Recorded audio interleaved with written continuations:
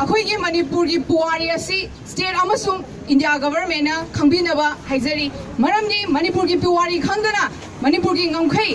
ngakpo ngamoi isagi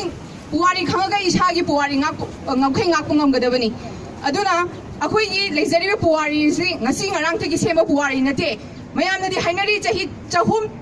chahi lising ahum lising manga hainari madudagi haina puwari leizari akhoi gi kangla excavation report haidana 2009 da archaeological department na singiba report da akhoi da Kangla ki manung da sagai macet ama khaglai rami madu 19,000 BPE subagi haibidi Chinese ki makhoi gi chapu macet gi akhoi na hena liba hen bagi puwari le ribani akhoi gi nongsem lon nisem lon leksem lon gi puwari phajana le riba sahi kaya akhoi gi ipa ipuna thawai khubak ta haptuna I katuna semlak laba leibag asibu kashu leitaba karigumba kharana akhoi gi leibag asi akhoi gi integrity da singnara pa yaroi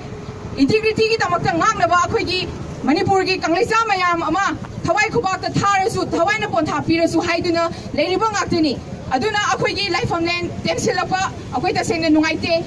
haibidi akhoi gi life of land temsilapa haibase yellow me ama oiragadi masak khangadabani akhoi gi hane hadagi hauna leibaki oina sathajaraklaba customary law adudi akhoi gi salai tare na masak ta kani kanana gelhomi no kanana gelhomi nate haibadu ana akhoi gi puwari yamna chawna leibani masi India government amasung state government na masak khangna puwari asi neina biragadi akhoi gi leibag asi integrity da singna reibasi masi singna roi haina khali aduna akhoi gi Manipur gi puwari si am deep oina neina biraga NRCG 1951 the base year oiraga implement to binabo honabiu aduga narco terrorist kuki militants mayam asi akhoi gi leibag te gi lathokpigo su terrorist mayam asi su lathokpigo aduga akhoi gi leibag ase community mayam na khundaba leibag amni mini India makhalamani aduna Manipur kairapa haibadi India kairapa ka chamane Manipur kairapa de India kairapa Malem kairakani maramdi akhoi gi kangla gi civilization da akhoi gi papal maleng gi papal akhoi de leiri budo pakhang bagi papal lei maleng gi firal akhoi de leiri Manipur mutpa matam da India mulakani aduna masi masak khangna akhoi gi puwari masak khangna masi state amasung India government na khangbam thoi aduga wafam amana handa recently Honorable Home Minister Amit Shah na akhoi gi Honorable CM Ming Oida Panjarabada respectable Sir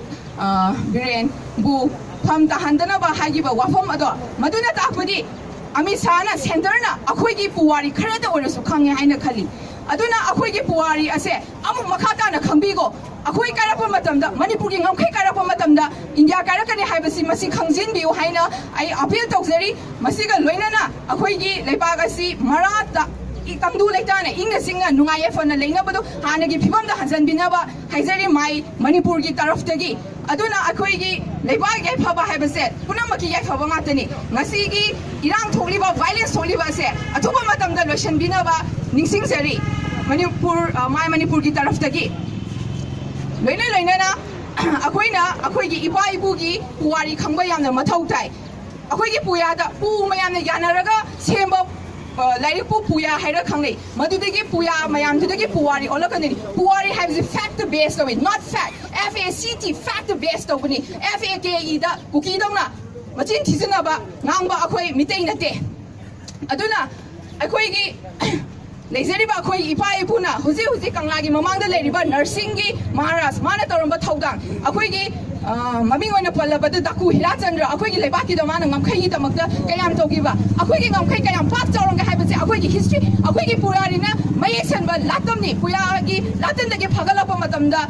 chuna hoba mafam da gi hauba lal hauba chu gi mafam da lotion ba masi akhoi gi tangai fadraba tawda yadaba thawdoni leibaku separate administration demand to na kahaliba makhoibu akhoi ipai pu dagi khoi gi puya gi latam dagi hongna lengthok long sabana amo saroi ngaroi puna maktumna hatpagi matang ama lei madugi matang ado akhoi salai cha singna akhoi kanglai cha singna pakhaloi haiba lekte maramdi akhoi gi lu da tongna seliba akhoi gi ipai puna I kalaga ngasi oiraiba akhoi gi kanglai pangni aduga loina na akhoi gi lengak loina su akhoi gi puwari masamuna khangam thoi masibu khangagadi leibak ngakpoda yamna haithoi singthoiba leibaki yaifabo oigani haina khanjei akhoi gi hauji kanamtana tawba ngamamdaba mamang gida ꯅꯣꯡꯄꯣꯛ ꯊꯣꯡ ꯍꯥꯡꯕ ꯉꯝꯃꯦ ꯅꯣꯡꯄꯣꯛ ꯊꯣꯡ ꯍꯥꯡꯕ ꯉꯝꯕ ꯍꯥꯏꯕꯁꯦ ꯀꯔꯝꯕ ꯂꯩꯉꯥꯛꯂꯣꯏꯅ ꯑꯩꯈꯣꯏꯅ ꯊꯤꯒꯠꯄ ꯌꯥꯏ ꯃꯤꯆꯝ ꯑꯩꯈꯣꯏꯅ ꯃꯔꯝꯗꯤ ꯅꯣꯡꯄꯣꯛ ꯊꯣꯡ ꯍꯥꯡꯉꯛꯄꯁꯦ ꯑꯩꯈꯣꯏꯒꯤ ꯄꯨꯋꯥꯔꯤ ꯈꯔꯗꯤ ꯈꯪꯉꯦ ꯍꯥꯏꯕꯅꯤ ꯑꯗꯨꯅ ꯄꯨꯋꯥꯔꯤ ꯈꯪꯉꯤꯕ ꯃꯤꯁꯛ ꯄꯨꯋꯥꯔꯤ ꯈꯪꯉꯤꯕ ꯂꯩꯕꯥꯛ ꯉꯥꯛꯂꯤꯕ ꯃꯌꯥꯝ ꯑꯁꯦ ꯃꯁꯤꯃꯁꯨ ꯃꯈꯣꯏꯒꯤ ꯑꯐꯕꯗꯤ ꯐꯔꯒꯗꯤ ꯐꯩ ꯍꯥꯏꯒꯅꯤ ꯐꯠꯇ꯭ꯔꯒꯗꯤ ꯐꯠꯇꯦ ꯍꯥꯏꯒꯅꯤ ꯑꯗꯨꯅ ꯑꯩꯈꯣꯏꯒꯤ ꯏꯗ ꯁꯤꯡꯂꯤꯗ ꯆꯦꯜꯂꯤꯕ ꯏ ꯃꯔꯦꯛ ꯑꯃ ꯑꯩꯈꯣꯏꯒꯤ ꯂꯩꯕꯥꯛ ꯑꯩꯈꯣꯏꯒꯤ ꯏꯟꯇꯤꯒ꯭ꯔꯤꯇꯤꯗ ꯁꯤꯡꯅꯔꯛꯄ ꯌꯥꯔꯣꯏ ꯁꯤꯡꯅꯔꯛꯄ ꯈꯨꯗꯤꯡꯃꯛ ꯀꯪꯂꯩꯆꯥꯁꯤꯡꯅ ꯃꯥꯌꯣꯛꯅꯒꯅꯤ ꯊꯋꯥꯏꯅ ꯄꯣꯟꯊꯥ ꯄꯤꯔꯁꯨ ꯄꯥꯝꯃꯨꯕ ꯂꯩꯇꯦ ꯑꯀꯤꯕ ꯂꯩꯇꯦ Manipur की हो गई, Manipur की बोला, Manipur